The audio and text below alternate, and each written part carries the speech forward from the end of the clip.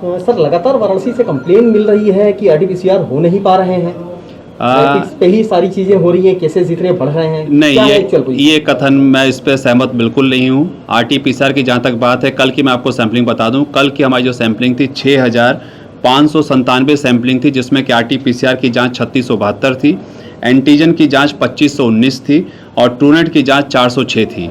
आप संख्या के हिसाब से खुद देख सकते हैं कि हमारा आरटीपीसीआर पर ज़्यादा फोकस, और माननीय मुख्यमंत्री जी और माननीय प्रधानमंत्री जी का भी निर्देश है कि आप जितना अधिक से अधिक आरटीपीसीआर जाँच करेंगे उतना अच्छा होगा।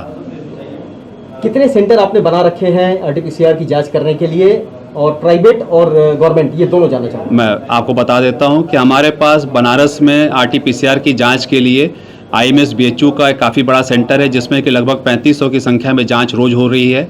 उसी के अलावा वहां पे एक एमआरयू है, मल्टी डिसिप्लिनरी रिसर्च यूनिट जिसको हम लोग कहते हैं, वहां पे भी 3500 की करीब जाँच हो रही है। प्राइवेट जो संस्थाएँ उनके यहाँ से हमको लगभग 730, इसमें हमारे हेरिटेज, पॉपुलर, एसआरएल लैब, लाल पैथोलॉजी, पैथकाइंड, इस प्रकार की जो हमारी विभिन्न जांच एजेंसियां उनके द्वारा जांच हो रही है। और प्लस हमारा जो मंडली चिकित्सालय कबीर चौरा है, वहां से नित्य प्रतिदिन 600 की जांच की कैपेसिटी हमारी है। हमारे पास जांच की सारी सुविधा है और इसको हम अभी और बढ़ाने की कोशिश कर रहे हैं। किट की कमी तो नहीं है? किसी भी प्रकार की किट की कोई कमी नहीं है। सरकार के द्वारा लगातार प्रयास करके हमारे पास एडवांस में किट्स भिजवाई जा रही हैं। हाँ, ये जरूर है कि हम आरटीपीसीआर जांच पे ज़्यादा फोकस कर रहे हैं। जैसा आपने पूछा और कहाँ जांच हो रही है, इस जांच में हमारे कुछ स्ट्रेटेजिक बूथ्स हैं, जैसे कि हमारे एयरपोर्ट पे सुबह 7:30 बजे जो प्रथम जहाज आता है, उससे लेकर रात को 10 बजे जो अंतिम हवाई जहाज आता है, तब तक वहाँ उतरे जितने भी यात्री होते हैं सबकी एंटीजन, और यदि एंटीजन में कोई हमको लगता है कोई संदिग्ध मरीज है तो हम उसका आरटीपीसीआर जाँच भी करते हैं। उसके अलावा जो हमारा रेलवे स्टेशन है जो कैंट का, वहाँ पे हमारे 24/7 के हिसाब से जांच हो रही है। आज हम उसमें एक एडिशन करते हुए मड़वाडी जो हमारा जो रेलवे स्टेशन है, जहाँ पे बहुतायत में ट्रेनें आती हैं और बम्बई से आने वाली ट्रेनों की संख्या ज़्यादा है, हम वहाँ पे आज वहाँ से भी 24/7 जांच की सुविधा करा रहे हैं। इसके अलावा बस स्टैंड है या और भी जो हमारे क्षेत्र हैं, वहाँ पर भी हम जो है अपना ये दायरा और बढ़ा रहे हैं। सर, आरटीपीसीआर की रिपोर्ट कितने दिन में आ जाने की आपकी अपनी व्यवस्था है, और लोड ज़्यादा होने की वजह से अभी कितने दिन में दे रहे हैं? बहुत अच्छा आपने सवाल पूछा है, क्योंकि इसको लेके काफ़ी लोगों के मन में संशय है। अभी तक हमारे पास जो रिपोर्ट की जो जैसे आज हमारा जो कलेक्शन होता है, 2 बजे तक के कलेक्शन को हम तत्काल बीएचयू या कबीर चौरा भेजते हैं, क्योंकि हम सरकारी संस्थाओं को ही देते हैं। वहाँ पे अगर आज हमारा 2 बजे तक चला जाता है तो कल दोपहर तक हमारी रिपोर्ट आ जाती है। किंतु बीच में मंडलीय चिकित्सालय की जो मशीन थी आरटीपीसीआर, उसमें कुछ दिक्कतें आ गई थी, जिसकी वजह से 4 दिन का ब्रेकडाउन था। उसकी वजह से 3192 टेस्ट हमारे पेंडिंग में चले गए थे। किंतु मुझे उम्मीद है कि आज शाम तक हम सारा बैकलॉग क्लियर कर लेंगे और आने वाले भविष्य में इस प्रकार की कोई भी दिक्कत किसी भी व्यक्ति को नहीं होगी। कितने दिन में आरटीपीसीआर की जांच आप रिपोर्ट कितनी देर में देंगे? जैसे आज आरटीपीसीआर आदमी अगर कोई दोपहर 2 बजे तक अपनी जांच दे देता है तो कल की क्योंकि उसको करने में न्यूनतम जो है 10 से 12 घंटा लगता है, और एक उसकी कैपेसिटी होती है लगभग, जो बीएचयू की मशीन है उसकी 3500 है और जो कबीर चौरा है उसकी 600 में शुरू में आपको बताया। तो इसकी वजह से जाँच में थोड़ा सा विलम्ब होता है, लेकिन तो भी 24 घंटे के अंदर ये जाँच की रिपोर्ट आपको उपलब्ध हो जाएगी। ये कह ले प्राइवेट सेंटर को अगर छोड़ दें तो टोटल आपके पास 35 + 6, मतलब ये कह लें कि 4100 की ही कैपेसिटी है। जी नहीं, मैंने आपको बताया 3500 आईएमएस बीएचयू और 3500 आईएमएस बीएचयू में एक दूसरा सेंटर एमआरयू यानी 7000। इसके अलावा मंडलीय चिकित्सालय 600, 7600। लेकिन इसमें बहुत बड़ा सवाल यह है कि बीएचयू एक बहुत बड़ा सेंटर है और हमारे जनपद वाराणसी के जो आसपास के जो हमारे जनपद हैं, जैसे चंदौली, जौनपुर, गाजीपुर, वहाँ से भी सैंपल्स आते हैं। लेकिन किंतु हमारी जो संख्या है वो लगभग 5000 के करीब होती है, इसलिए हम 5000 जाँच हम अपनी सरकारी संस्थाओं से करा सकते हैं। टोटल अभी कितना केसेस बढ़ रहे हैं? लगातार 1500, 2000, 1000 केसेस ऐसे वाराणसी में आ रहे हैं और आसपास के जिले से भी लोड वाराणसी के ऊपर ही है। तो टोटल आपके पास कितनी आप आरटीपीसीआर अपने यहाँ कर पा रहे हैं और कितनी बाहर की मिल रही है आपको? हमारे जो जनपद में, आपने बहुत अच्छा सवाल पूछा है कि अचानक ये जो उछाल देख रहे हैं आप केस के आने का, ये 1 अप्रैल से ज़्यादा लंबा उछाल आया है।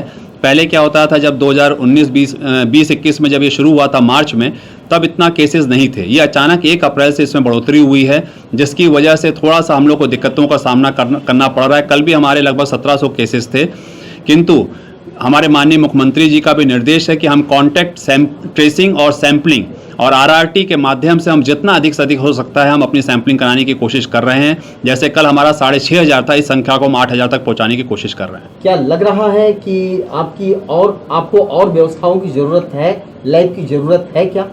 व्यवस्थाओं में लैब की जरूरत के पे तो मैंने आपको स्पष्ट कर दिया कि मेरे पास ऑलरेडी अपने संसाधन हैं, लेकिन अस्पतालों की जहां तक हमारे पास बात है कि हमारे पास जो बिस्तर 900 थे, आज आपको जान के अच्छा लगेगा कि आज उन बिस्तरों की संख्या हमने 1400 कर दी है।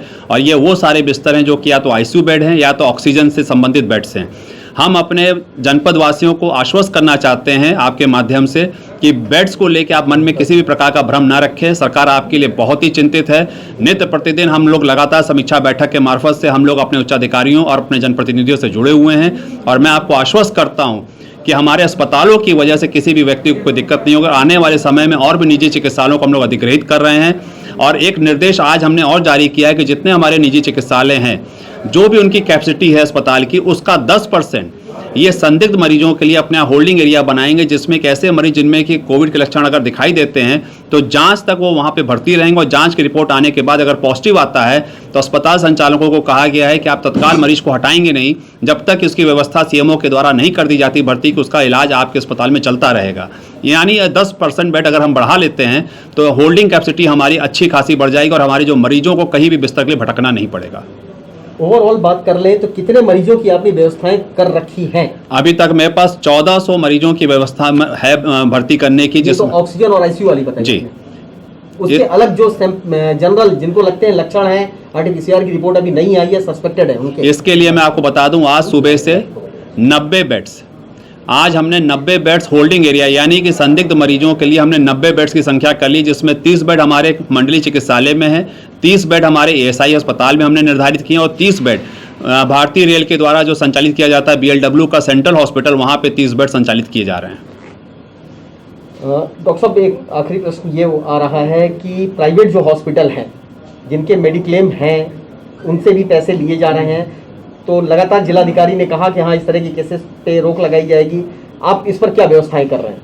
अगर ऐसा कोई करता पाया जा रहा है कि इस प्रकार से कोई अगर पैसा वसूल रहा है इस प्रकार से नाजायज़ तरीके से, तो ये एकदम गलत है और इसकी अगर कोई भी सूचना या संज्ञान में हमारे आता है तो मैं अपने उच्च प्रशासनिक अधिकारियों को इसको सूचित करूंगा और उस पर कठोर कार्रवाई करूंगा। कठोर कार्रवाई का मतलब कि अस्पताल का जो संचालन का जो उनका प्रमाण पत्र उसको भी निरस्त कर सकते हैं, काली सूची में डाल सकते हैं। इसलिए मैं समस्त अस्पताल संचालकों को आपके माध्यम से मैं उनको एक संदेश देना चाहूँगा कि इस प्रकार की कोई हरकत ना करिए। आपदा का अवसर है, इस आपदा को आप जो है लाभ के अवसर में ना समझें, इसमें आपको जनहित में कार्य करना है। इस समय रुपया पैसे का मोह छोड़ के आप मरीजों की सेवा करें। इसमें सरकार भी आपके साथ, अगर आपके पास संसाधनों की कमी है तो हम उसको पूरा करेंगे। जो नियत चार्ज लेने का जो सरकारी जो आदेश है उससे अगर आप विपरीत कोई अगर आप पैसा वसूलते हैं या कोई संज्ञान में हमारे आता है तो आपके खिलाफ कठोर कार्रवाई की जाएगी।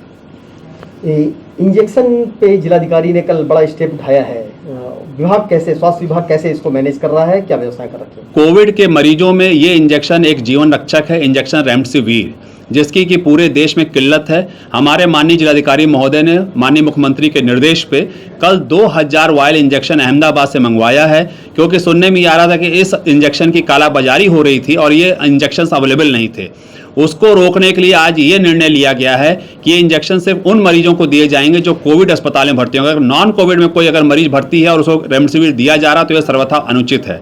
अगर ऐसा करता हुआ कोई पाया जाएगा तो उसके खिलाफ कार्रवाई होगी।